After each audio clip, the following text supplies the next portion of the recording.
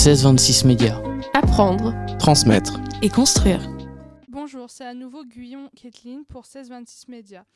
Toujours pour la journée d'information sur le don d'organes et tissus les dotis. Aujourd'hui, nos invités sont Marie-Vonne Ibrahim, Gwenaëlle Gibaud et Charlotte Pessin, infirmières travaillant toutes les trois au mémorial de Saint-Lô. Je vais commencer par poser la même question qu'à Maxime. Pourquoi avoir choisi de sensibiliser au don d'organes ? Alors personnellement, j'ai choisi de travailler au sein de ce service parce que la greffe d'organes permet aux patients qui sont greffés de retrouver une certaine qualité de vie.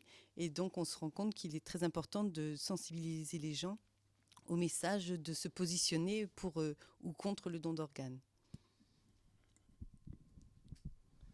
Alors moi aussi pour ma part du coup j'ai voulu faire partie de l'équipe et j'ai rejoint cette équipe puisque ça fait 10 ans que je travaille en réanimation. On est confronté de manière régulière quand même au don d'organes et je trouvais important de pouvoir sensibiliser la population à ce sujet.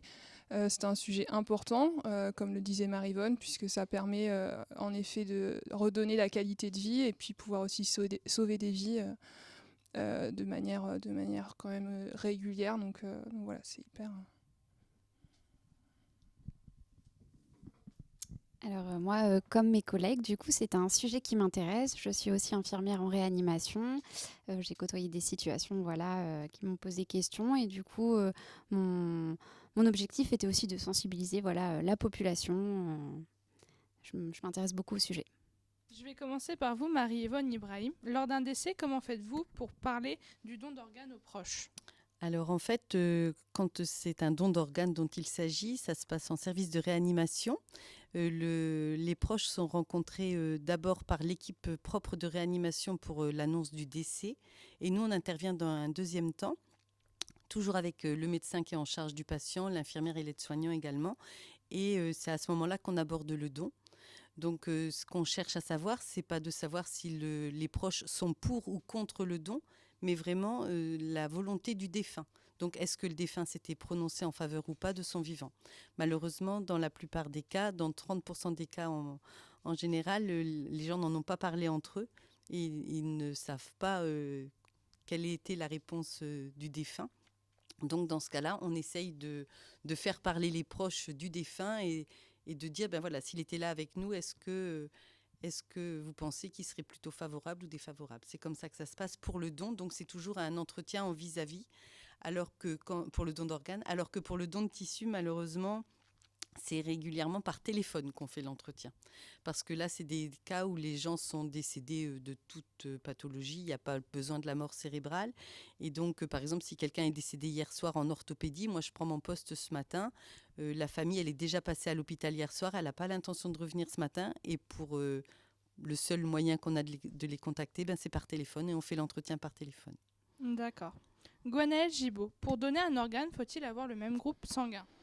Donc oui, il faut avoir le même groupe sanguin. On fait la recherche du groupe sanguin du donneur et puis le receveur aussi lui est groupé. Il faut que ce soit compatible pour optimiser les chances de réussite de la greffe. Pourquoi le don est-il anonyme ? Alors le don est anonyme, c'est pour éviter toute pression, en fait, que ce soit pression financière ou pour éviter, si par exemple la famille du donneur connaît la personne qui va être greffée, pour éviter qui retrouve cette personne et qui dit tu as par exemple le cœur de ma fille, prends-en soin, pour éviter toute cette pression. Y a-t-il des priorités dans les listes des dons d'organes et pourquoi ? Alors, les prioritaires sont les enfants et les urgences vitales.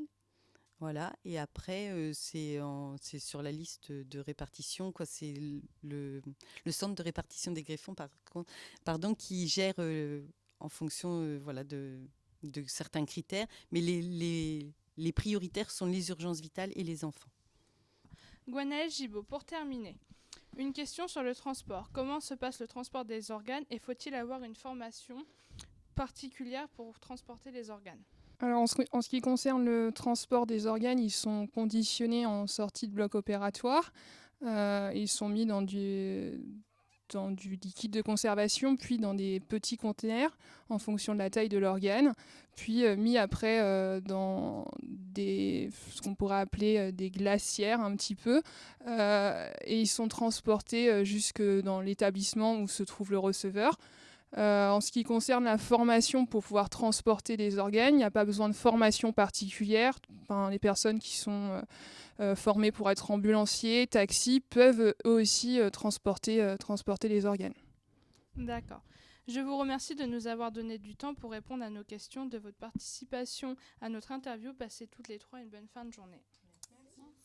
Je vous dis à bientôt pour une autre vidéo pour le 1626 Média. N'oubliez pas de vous abonner à la chaîne et de liker, commenter la vidéo.